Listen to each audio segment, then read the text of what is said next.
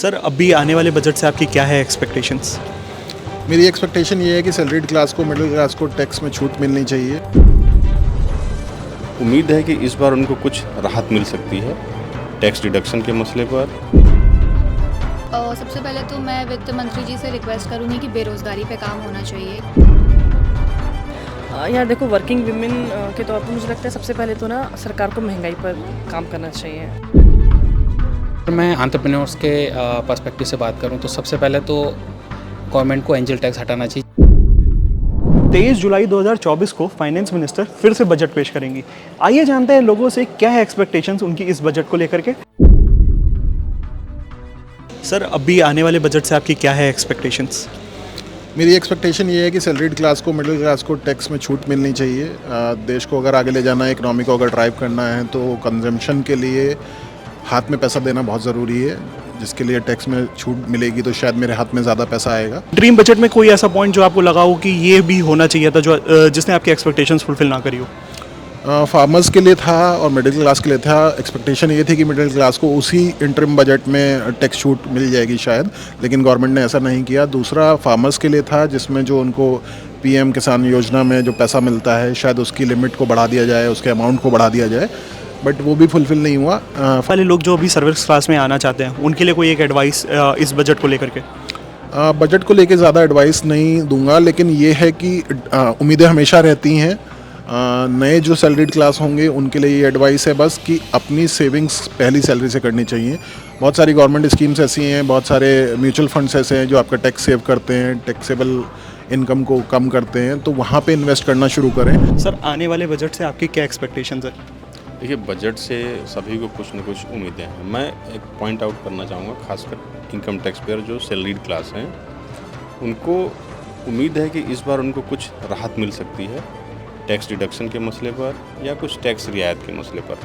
मसलन अभी क्या है, अभी दो तरह के टैक्स रिजीम है, ओल्ड टैक्स रिजीम और न्यू टैक्स रिजीम। जितने भी हम डिडक्शन क्लेम करते हैं, चाहे सेक्शन 80C हो या 80D हो, वो ओल्ड टैक्स रिजीम में आते हैं। न्यू टैक्स रिजीम में डिडक्शन क्लेम आप नहीं कर सकते, सिर्फ उसमें 2 डिडक्शन है और एक आपका स्टैंडर्ड डिडक्शन आता है। तो अभी भी सैलरीड इन क्लास के जो टैक्स पेयर हैं उनके लिए ओल्ड टैक्स रिजीम एक अच्छा ऑप्शन है। मैम, इस अपकमिंग बजट से वर्किंग वुमेन की क्या एक्सपेक्टेशंस हैं और क्या एक्सपेक्टेशंस होनी चाहिए? यार देखो, वर्किंग वीमेन के तौर पर मुझे लगता है सबसे पहले तो ना सरकार को महंगाई पर काम करना चाहिए। ऐसे कुछ डिसीजंस लें जिससे हमारी की थोक और रिटेल दोनों ही महंगाई थोड़ी सी कम हो और हमारी जो सैलरी है या हमारे जो खर्चे हैं, एक्सपेंसेस हैं, उस पर थोड़ा सा मतलब हमें थोड़ा बेनिफिट हो। इंटरिम बजट में कोई ऐसा पॉइंट जो आपको लगता है कि मिस आउट कर दिया और फाइनेंस मिनिस्टर को इस बार कंप्लीट कर देना चाहिए वो पॉइंट? हाँ, महंगाई पर पिछली बार कोई ऐसी ऐलान नहीं हुई थी, और क्योंकि अंतरिम बजट था तो वो वैसे भी इतना कुछ बड़ा ऐलान की संभावना नहीं थी। मैं देखा जाए तो महंगाई अपने चरम पे है, जैसे कि सब्जियां ही आप एक कॉमन ले ली है, बहुत महंगा चल रहा है इस समय। तो क्या इससे आने वाले बजट में कोई गिरावट दर्ज करी जा सकती है, आपको लगता है? देखो, करनी तो चाहिए मेरे हिसाब से, ये तो सरकार का ही फैसला है एट लास्ट, तो मेरे हिसाब से तो सरकार को इस पर ज़रूर फैसला लेना चाहिए। कोई saving tips working women? Saving tips तो यही है कि जितना ज़्यादा हो सेव करें। वर्किंग वुमेन से ये कि अगर अभी हम मार्केट कंपेयर करें, महंगाई अपने चरम पे है, सब्जी से भी, लोकल सब्जियों से भी अगर हम बात करें तो दाम आजकल आसमान छू रहा है। इस सब पे कुछ असर पड़ सकता है क्या आने वाले टाइम में? आई वोंट से कि जो फूड इन्फ्लेशन है वहाँ पे गवर्नमेंट ऐसा कुछ अनाउंस कर सकती है। वो फूड इन्फ्लेशन बहुत सारी चीज़ों पे डिपेंड करता है, तो आई डोंट थिंक कि फूड इन्फ्लेशन को लेके गवर्नमेंट कुछ ऐसा अनाउंस कर सकती है, क्योंकि वो मॉनसून और बहुत सारे दूसरे फैक्टर्स हैं वहाँ पे इन्वॉल्व है। मेरा एक क्वेश्चन था वर्किंग वुमेन से ये कि अगर अभी हम मार्केट कंपेयर करें, महंगाई अपने चरम पे है, सब्जी से भी, लोकल सब्जियों से भी अगर हम बात करें तो दाम आजकल आसमान छू रहा है। इस सब पे कुछ असर पड़ सकता है क्या आने वाले टाइम में? आई वोंट से कि जो फूड इन्फ्लेशन है वहाँ पे गवर्नमेंट ऐसा कुछ अनाउंस कर सकती है। वो फूड इन्फ्लेशन बहुत सारी चीज़ों पे डिपेंड करता है, तो आई डोंट थिंक कि फूड इन्फ्लेशन को लेके गवर्नमेंट कुछ ऐसा अनाउंस कर सकती है, क्योंकि वो मॉनसून और बहुत सारे दूसरे फैक्टर्स हैं वहाँ पे इन्वॉल्व है। हमारे घर के वर्किंग वुमेन जैसे कि हमारी मदर हो गए, उन सब के लिए अगर कोई आप एक एडवाइस बताना चाहें जो सेविंग के लिए सबसे यूज़फुल हो सकती है, वो क्या होगी? जो गवर्नमेंट ऐसे बहुत सारी स्कीम्स चलाती है जहाँ पे आप टैक्स छूट ले सकते हैं, क्योंकि जब आप फाइनली ITR फाइल करने जाते हैं तो आपको रियलाइज़ होता है कि हम यहाँ से भी टैक्स बचा सकते थे, वहाँ से भी टैक्स बचा सकते थे। तो जो टैक्स इन्वेस्टमेंट है उसको लेके थोड़ा सा अवेयर होना चाहिए। सो इस बजट से अपकमिंग जो बजट आ रहा है आपके 23 जुलाई को, सो उसमें क्या एक्सपेक्टेशंस है आप लोगों की? सबसे पहले तो मैं वित्त मंत्री जी से रिक्वेस्ट करूंगी कि बेरोज़गारी पे काम होना चाहिए, क्योंकि हम जैसे यूथ जिन्होंने अपना अपना करियर अभी शुरू किया है, तो पहले तो मतलब एक्सपेक्टेशंस जो हमारी सैलरी से होती है वो उतनी नहीं होती है।